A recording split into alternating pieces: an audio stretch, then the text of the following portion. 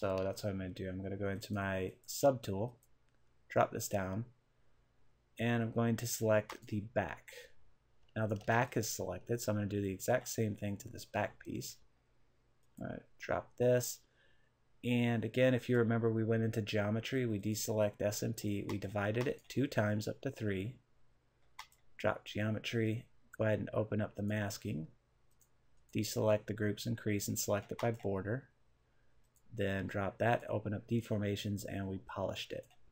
Make it look a little nicer.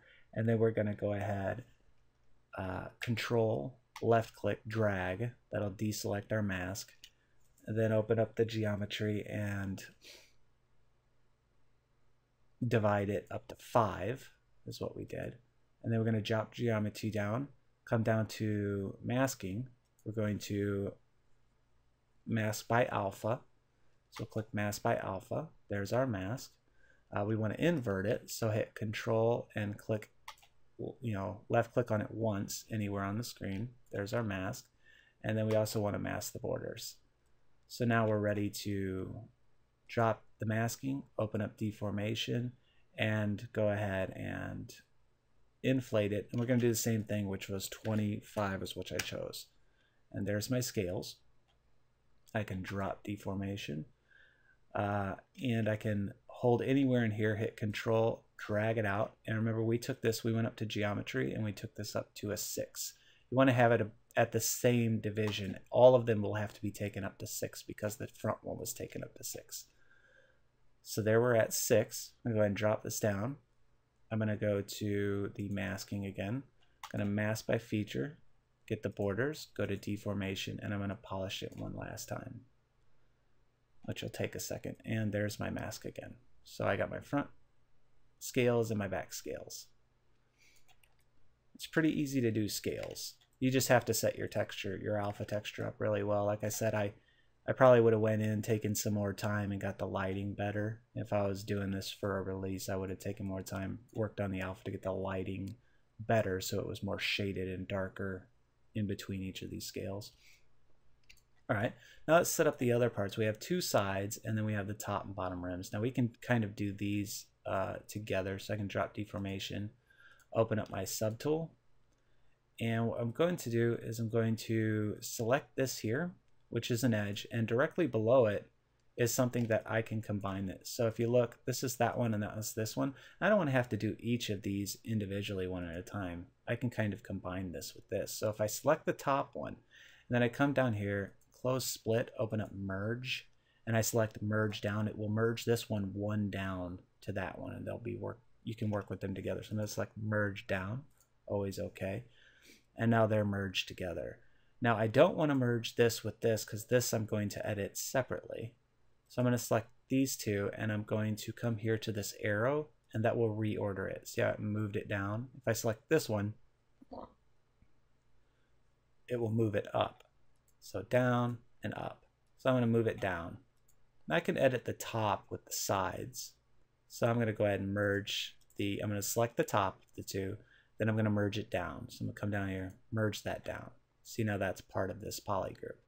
And it appears that this is that side. So if I come over here and I kind of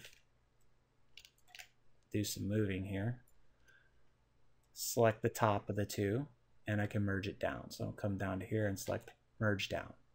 Now I don't want to merge it to the back, so I'm going to select this one, and I'm going to move it down. I'm just going to move it down.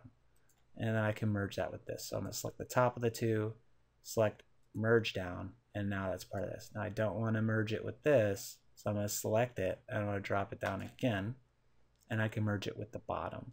So I'm going to select the top of the 2, come over here, and click merge down. Now all of these are together. Another thing I could do is I could take this one here, not this one, the side, and I could merge it with the other side.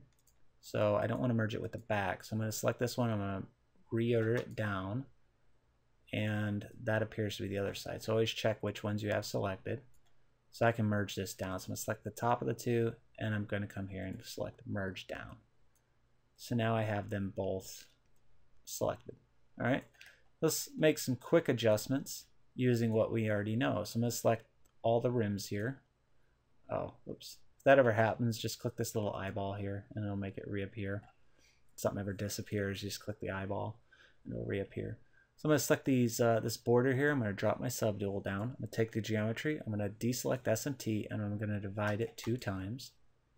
Drop the geometry. Now I'm going to come down here to masking. I'm going to deselect groups, increase. I'm going to mask by border. I'm going to drop masking, and then I'm going to go into deformations, and I'm going to take the inflate slider. I'm going to kind of slide it up by eye here, and that came up to, I'm going to say a 10. Yeah, about a 12. I'll just take it up a little bit, so it kind of looks like that. Now we're going to drop this. We're going to also go into deformation. We can polish it. So go ahead and drag the polish and polish the living crap out of it. And that kind of flattened it out, so we're going to have to bring it out some more again on a higher subdivision. Just go ahead and go like that. So you deselect your mask and drop this. Again, that's control, and you just drag to deselect all masks. Go up into the geometry, and we're going to divide it 2 more times up to a 5. So now we got a buttload of polygons. Go into masking, mask by features the border. Now the border is a lot more polygons, so the border is a lot smaller of a line of polygons. So mask by feature border. Now we're going to go into deformations, and I'm going to inflate it a bit more. So I'm come over to inflate, and I'm just going to drag this little slider tool, something like that, right about there. And then I'm going to go ahead and polish the crap out of it. And there we go. Look at that. That's nice, right? Yeah, that's how I'm going to keep that.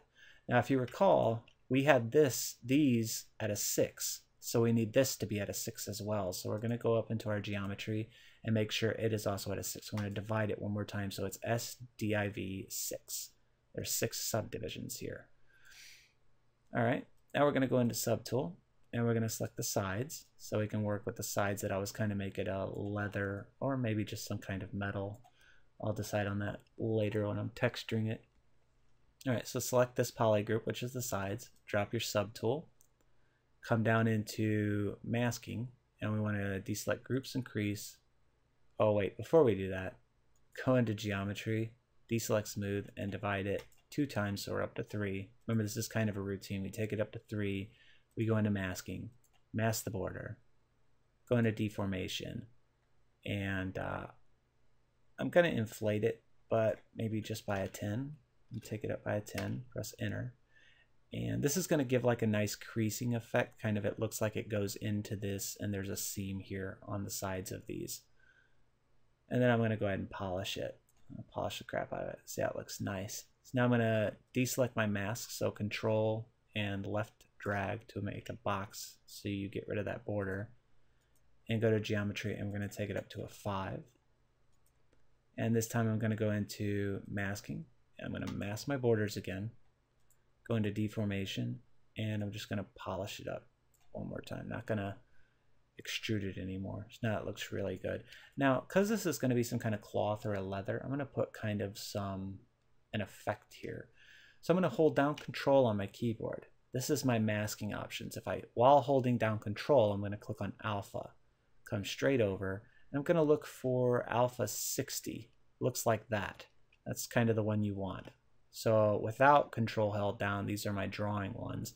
With control held down, that's the alpha I'm going to use.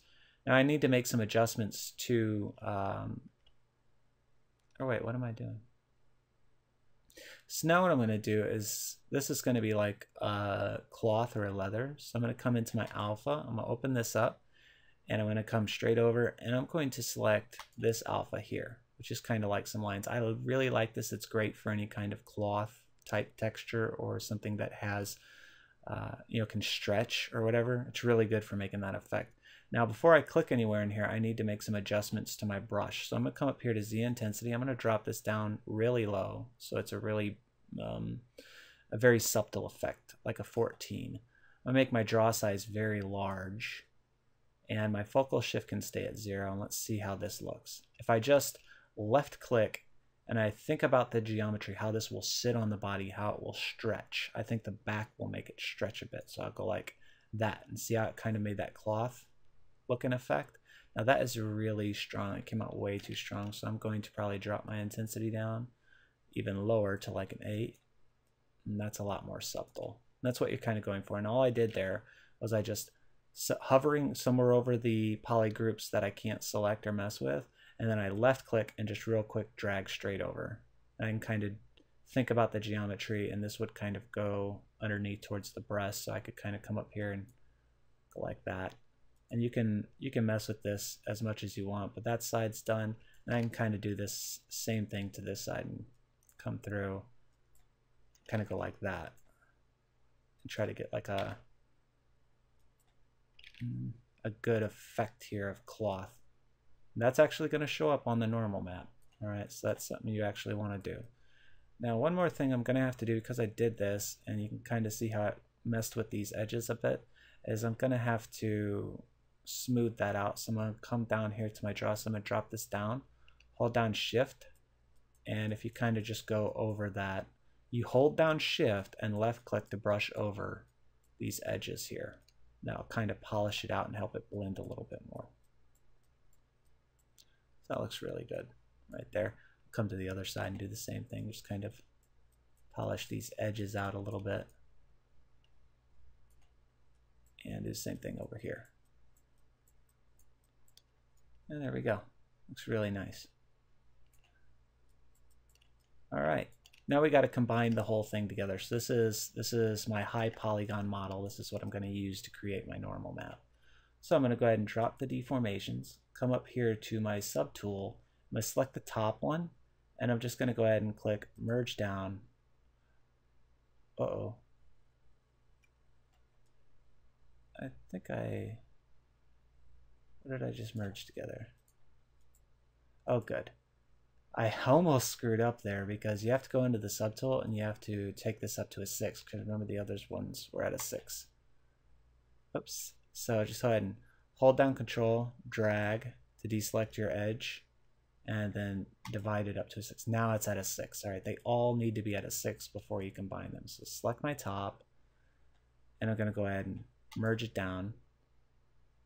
Give it a minute to reconstruct, and then click merge down one more time. So now it's all a single object. Now that is a very highly detailed model, and it was really easy. We used some very simple tools and a simple method to kind of bring this whole thing together.